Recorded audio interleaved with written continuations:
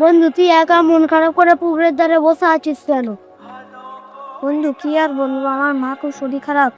যত বড় বড় ডাক্তার দেখাচ্ছে, যতই ওষুধ খাচ্ছি, আমার মা কিছু কাজই হচ্ছে না ওষুধে। আমি একটা কাজ বললো, সেটা কি করবি? ইনশাআল্লাহ তোর মা ভালো হয়ে যেতে পারে। পারলে আমি কাজটি নিশ্চয়ই করবো।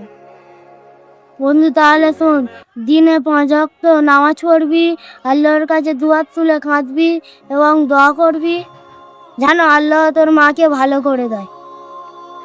ইনশাল্লাহ বন্ধু, আমি 5 ওয়াক্ত নামাজ পড়বো ও আল্লাহর কাছে হাত তুলে দোয়া করবো যে আমার মাকে যেন ভালো করে দেয়।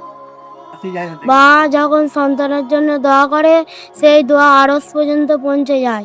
আর সন্তান যখন বাবার জন্য দোয়া করে, সেই দোয়া আল্লাহ তাআলা কখনো ফিরিয়ে দেয় না। ইনশাল্লাহ বন্ধু, এবার থেকে আমি 5 ওয়াক্ত নামাজ পড়বো, বাবা মার জন্য দোয়া করবো।